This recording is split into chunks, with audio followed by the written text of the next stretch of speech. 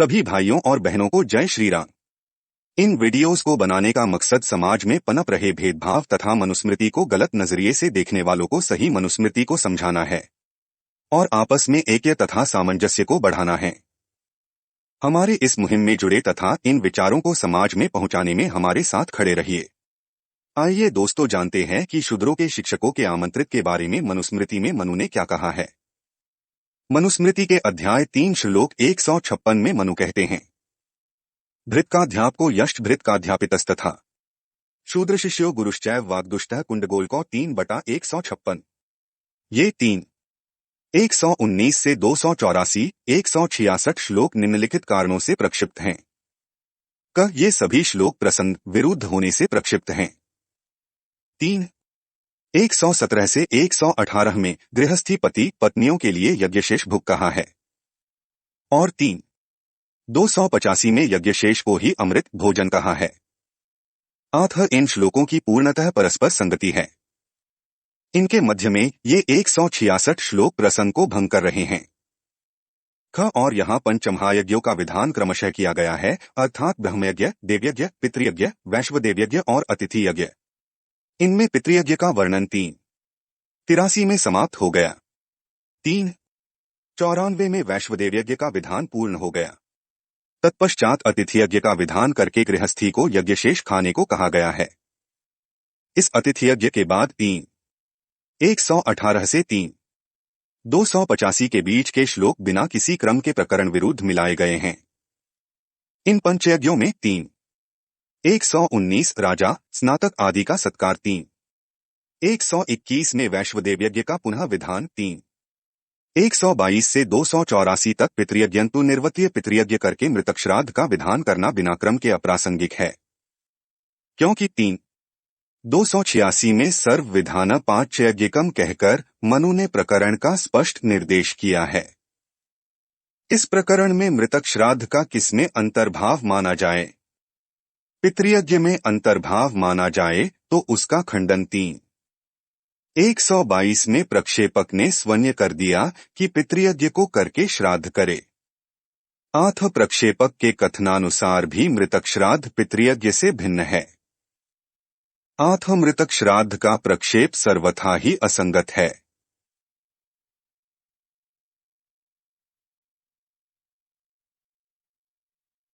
मनु ने 367 में वैवाहिक यज्ञों कुर्वीत पंचयज्ञ विधानम लिखकर तथा 382 में पितृयज्ञ को दैनिक कर्तव्य बताया है, किंतु मृतक श्राद्ध को मासिक त्रैमासिक माना गया है। मनु के विषय निर्देश से मृतक श्राद्ध बाह्य होने से प्रक्षिप्त है। मृतक श्राद्ध की मान्यता मनु की मान्यता से विरुद्ध है। मनु ने जीवित पिता मातादि की तन मन धन से सेवा करने का तो निर्देश सर्वत्र किया है, मृतकों का नहीं। मनु ने 80 से 82 श्लोकों में जीवित पितरों की पूजा तथा प्रीतिमावहन कहकर उनकी प्रसन्नता के लिए पितृयज्ञ लिखा है, किंतु जो पितर मर गए हैं उनकी तृप्ति तथा प्रसन्नता कथमपि संभव नहीं है। पितर शब्द के अर्थ से भी स्पष्ट है, जो पालन तथा रक्षण करे वह पितर कहाता है। मृतक जीव इन दोनों अर्थों की कदापि पूर्ति नहीं कर सकते। और 126वें श्लोक से स्पष्ट है कि आंगिरस ने जो पितरों को पढ़ाया था वे जीवित ही थे। और 928 में पत्नी के अधीन पितरों का सुख भी जीवितों में ही संगत होता है। और दैनिक पितृयज्ञ का घर पर ही विधान किया है, किंतु 207 आदि में मृतक श्राद्ध का विधान वनों नदी तीरों तथा एकांत में किया है। यह भिन्नता भी मनुसम्मत नहीं हो सकती। और मनु ने 282 में पितृयज्ञ को ही श्राद्ध माना है, किंतु 122 में मृतक श्राद्ध को पितृयज्ञ से भिन्न माना है। मनु ने पितृयज्ञ के लिए अन्न जल कंदमूल फलादि ही आवश्यक माने हैं, किंतु मृतक श्राद्ध में मांस से श्राद्ध करना अधिक फलदायक तथा उत्कृष्ट माना गया है।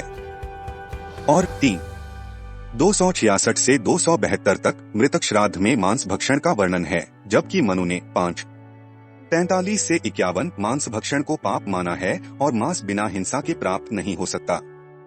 जिस मनु ने 68 से 69 श्लोकों में सूना हिंसाजन्य दोषों की निवृत्ति के लिए और जो कि चक्की चूल्हादि के द्वारा अनजाने में होने वाले हैं।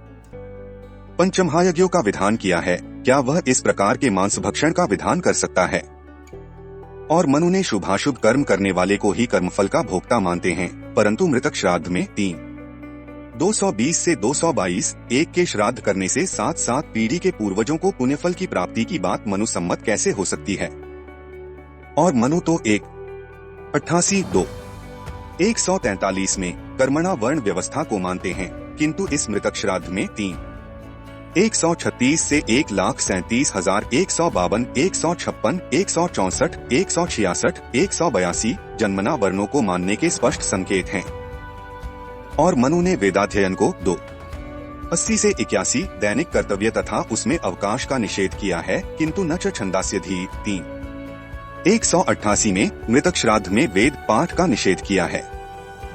और मनु ने सृष्टि उत्पत्ति 1:6-14-20 में परमात्मा द्वारा पंचभूतों से मानी है, जबकि यहाँ 201 में ऋषियों से चराचर जगत की उत्पत्ति मानी है।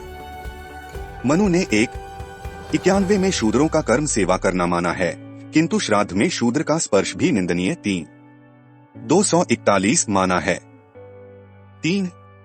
197 में वशिष्ठ के पुत्र सुकाली शूद्रों के पितर लिखे हैं, तो शूद्रों के घर श्राद्ध खाने कौन ब्राह्मण जाएंगे? और वशिष्ठ ऋषि के पुत्र शूद्रों के पितर हैं, तो जन्मना वर्ण मानने वाले उन्हें शूद्र कैसे कह सकते हैं?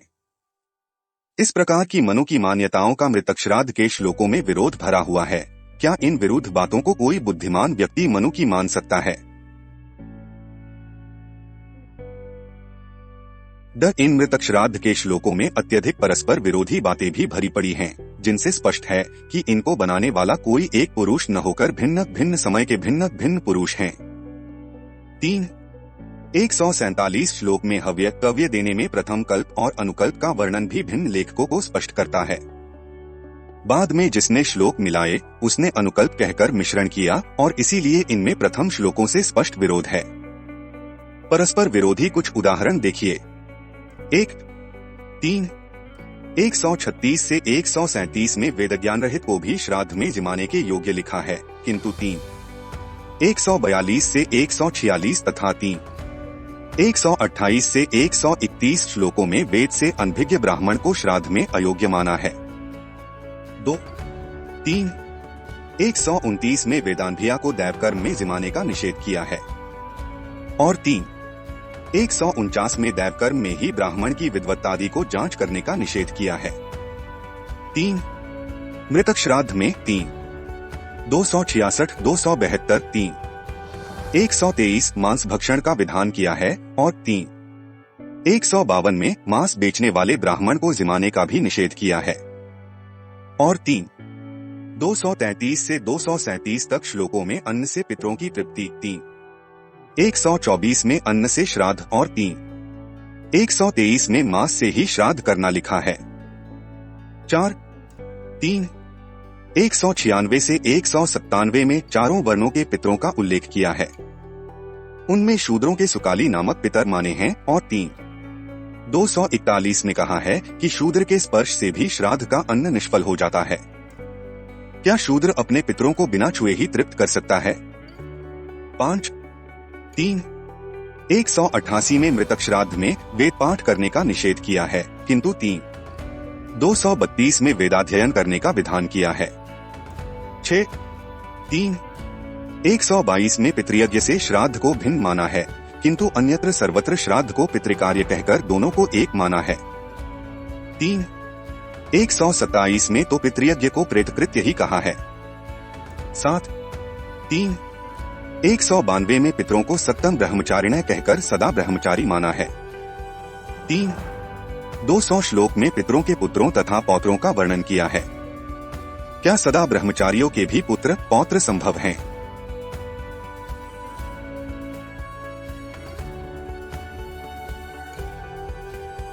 8 पितर कौन होते हैं, इसके विषय में तो बहुत ही विरोधी वर्णन किया गया है। 220 से 222 श्लोकों में पूर्वज पिता पितामहादि को पितर कहा है, और 201 में ऋषियों से पितरों की उत्पत्ति, 194 में मरीचि आदि ऋषियों के पुत्रों को पितर माना है। यदि सोमसदादि ऋषि पुत्र ही पितर हैं, तो पूर्वज पिता पितामहादि जो ऋषि पुत्र नहीं हैं, उनको पितर कहना निरर्थक है।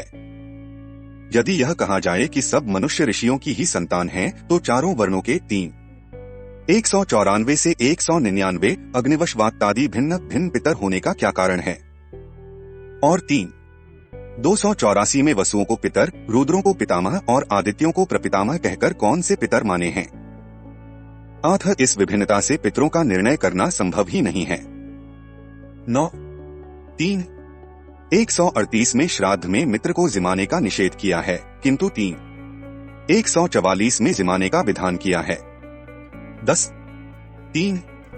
125 में कहा है कि पितृश्राद्ध में धन संपन्न व्यक्ति भी विस्तार न करे, केवल एक अथवा 3 ब्राह्मणों को जिमावे, किंतु 148 में नान, मामा, सास, श्वसुर, गुरु, दौहित्रादि को जिमाने का तथा 264 में ब्राह्मणों के बाद रिश्तेदारों तथा जाति वालों को जिमाने का विधान किया है। क्या विस्तार का निषेध करके यह विस्तार का ही विधान नहीं है? 11 यदि 220 से 222 श्लोकानुसार पूर्वज ही पितर हैं और 127 के अनुसार प्रेतकृत्य ही श्राद्ध है, तो मरने के पश्चात पितर तो कर्मानुसार योनियों में चले जाते हैं, फिर वे श्राद्ध के समय कैसे आ सकते हैं? सशरीर आते हैं या बिना शरीर के? सशरीर आते हैं तो दिखाई क्यों नहीं देते? यदि बिना शरीर के आते हैं, तो जिस घर में वे शरीर को छोड़कर आते हैं, क्या उस घर के व्यक्ति मुर्दा समझकर शव को जलाते नहीं? क्या उन्हें भी श्राद्ध का ज्ञान रहता है?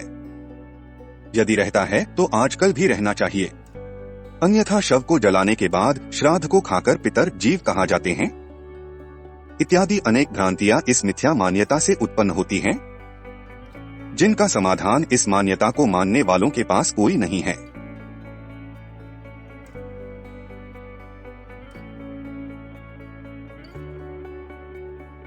और 189 में लिखा है कि श्राद्ध में पितर ब्राह्मणों के पीछे पीछे चलते हैं और बैठते समय बैठते हैं। क्या बिना शरीर के चलना बैठनादि क्रियाएं संभव हैं? और 250 में कहा है कि यदि श्राद्ध में ब्राह्मण शूद्रा स्त्री का संग करता है, तो पितर उस स्त्री के मल में महीना भर पड़े रहते हैं। क्या यह महान अन्याय नहीं कि दुष्कर्म कोई करे और उसका फल पितर भोगें? और 196 में सांपों को भी पितर मानना क्या उपहास्यास्पद नहीं है? इन श्लोकों में अयुक्तियुक्त, बुद्धि विरुद्ध, अशास्त्रीय बातें भी कम नहीं हैं। कतिपय उदाहरण देखिए। 146 में लिखा है, श्राद्ध में ब्राह्मण को जिमाने से 7 पीढ़ियों तक के पितरों की तृप्ति हो जाती है। यह 7 पीढ़ियों की ही सीमा क्यों? सभी पूर्वजों की कह देना चाहिए था। यथार्थ में भोजन कोई करे और तृप्ति दूसरे की हो जाए, यह कथन ही मिथ्या है। 177 में कहा है, श्राद्ध में ब्राह्मण को जिमाते हुओं को यदि अंधा व्यक्ति देख लेता है, तो 90 वेदपाठियों को जिमाने का फल नष्ट हो जाता है। यह कितनी विचित्र बात है! क्या अंधा पुरुष भी देख सकता है? और देखने मात्र से किसी पुण्य कर्म का फल कैसे नष्ट हो सकता है?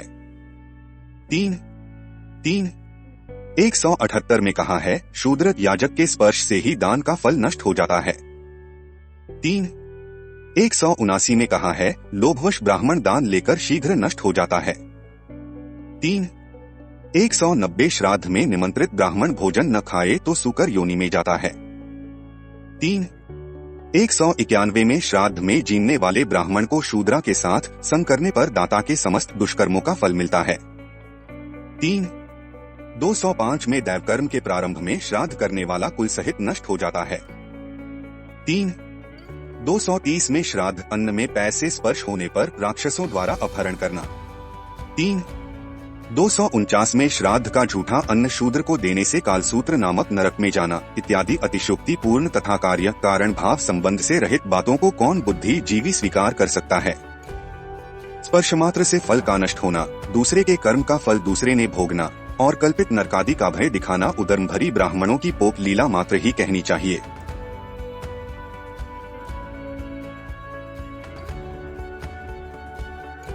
चार, जब श्राद्ध को प्रक्षेपक ने प्रेत कर्म माना है, तो क्या मृत पितरों से किसी वर की प्राप्ति हो सकती है? 258 से 259 में कहा है कि ब्राह्मणों को जिमाने के बाद यजमान दक्षिण दिशा में मुख करके दानदाता बढ़ते रहें, कुल में दानादि देने की श्रद्धा बनी रहे, इस प्रकार के वरों को मांगे। क्या यह निरर्थक वर याचना नहीं है? और 262 से 263 में कहा है कि यजमान की पत्नी यदि पुत्र चाहती है तो श्राद्ध में बनाए आटे के पिंडों में से बीज के पिंड को खा लेवे। क्या इस प्रकार के कर्म से संतान की प्राप्ति हो सकती है जिसमें कोई कार्य कारण भाव संबंध नहीं है? 201 में कहा है कि पितरों से देव व मनुष्यों की उत्पत्ति होती है और देवों से जड़ चेतन जगत की उत्पत्ति होती है। इस जगत को परमेश्वर प्रकृति से बनाता है और वह कभी जन्मादि धारण नहीं करता। इस सत्य मान्यता के विरुद्ध प्रकृति आदि साधनों के बिना देवों ने सृष्टि को कैसे बनाया?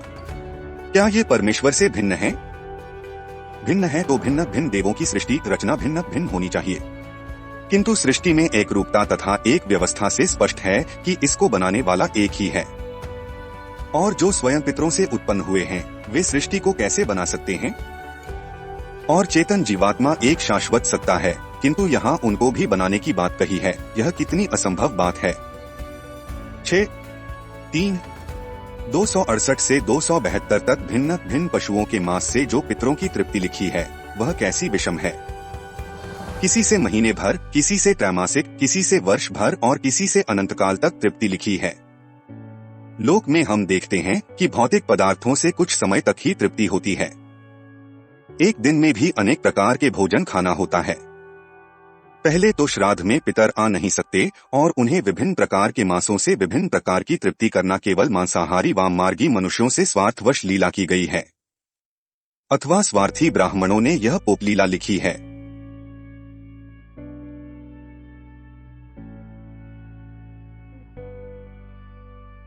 सात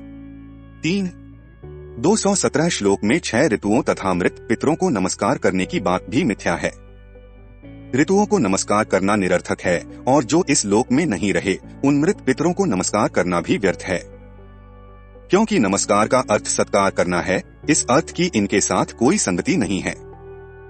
8 इसी प्रकार मृतक श्राद्ध के अनेक भेद माने हैं, जैसे 254 श्लोक में पितृश्राद्ध, गोष्ठी श्राद्ध, अभ्युदय श्राद्ध तथा दैवश्राद्ध, किंतु इनका पितृश्राद्ध को छोड़कर नाम मात्र ही वर्णन है।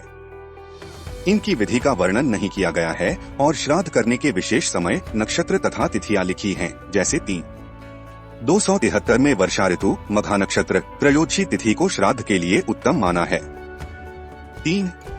276 में कृष्ण पक्ष में दशमी से लेकर पौर्णमासी तक की तिथियां श्राद्ध करने में श्रेष्ठ हैं, चतुर्दशी को छोड़कर। 277 में युग्म सम संख्या वाली तिथियों, नक्षत्रों में श्राद्ध करने से सब इच्छाएं पूरी होती हैं। 278 में शुक्ल पक्ष की अपेक्षा कृष्ण पक्ष, पूर्वहन की अपेक्षा अपराह्न को श्रेष्ठ माना है। और 236 से 237 में अत्यंत गर्म अन्न को ही पितर खाते हैं। इत्यादि बातें अयुक्तियुक्त, असंगत तथा मिथ्या प्रपंच मात्र ही हैं, क्योंकि मनुसम्मत दैनिक पितृयज्ञ से इनकी कोई संगति नहीं है।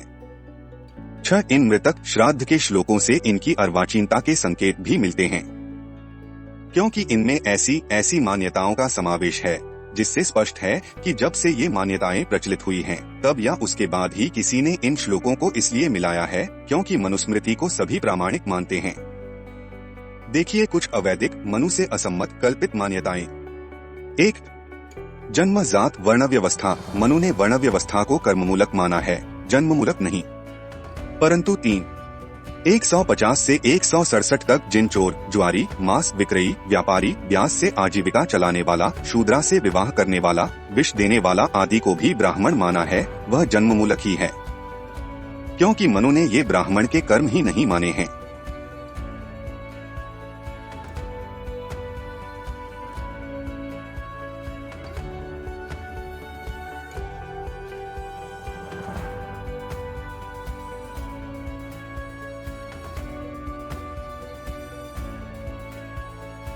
शूद्रों के प्रति हीन भावना मनु ने कर्मानुसार मनुष्यों को वर्णों में बांटा है, किंतु उनमें ऐसा कहीं भी भाव नहीं है कि जिससे परस्पर घृणा भाव प्रकट होता हो।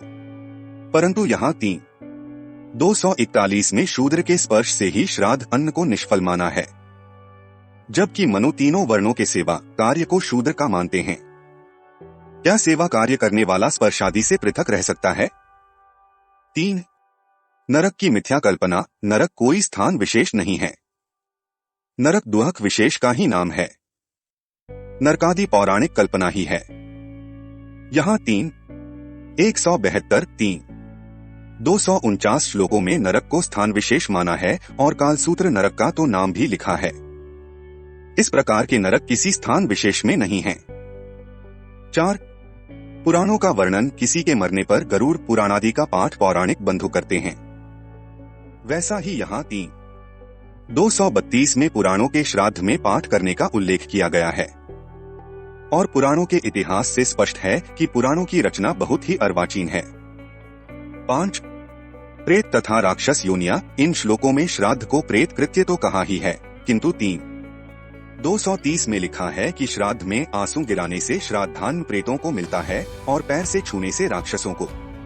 इसी प्रकार 170 वर्जित ब्राह्मणों को खिलाया अन्न राक्षस खाते हैं। ये प्रेत तथा राक्षस कौन हैं? क्या मनुष्यों से भिन्न कोई योनि विशेष हैं? और जिस अन्न को ब्राह्मणों ने खा लिया है उसे पितर, प्रेत तथा राक्षस कैसे खा सकते हैं?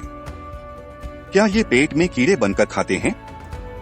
यह केवल यजमान को भयमात्र दिखाना है कि यदि श्राद्ध में कोई त्रुटि हो गई तो श्राद्धान्न पितरों को नहीं पहुंचेगा। मनु ने कर्म फल की व्यवस्था में विभिन्न योनियों का परिगणन किया है, किंतु प्रेत योनि कहीं भी नहीं लिखी है। और जो उत्तम तमोगुणी जीव होते हैं वे राक्षस, हिंसक, पिशाच, अनाचारी जन्म को पाते हैं, किंतु ये मनुष्यों के ही भेद मात्र हैं।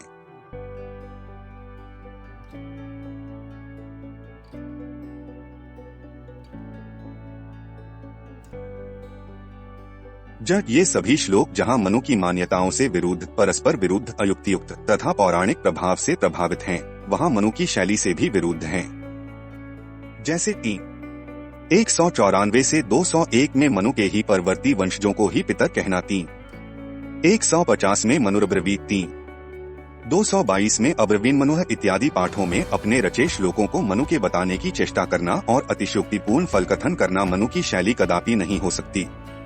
यह अतिशयोक्तिपूर्ण अर्थवाद तथा मनु के नाम से श्लोक कहना ही इन्हें अर्वाचीन सिद्ध करता है।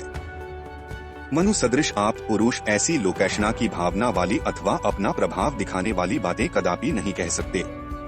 अतः इन श्लोकों में मनु से विरुद्ध शैली का दिग्दर्शन होने से भी ये परवर्ती प्रक्षिप्त श्लोक हैं।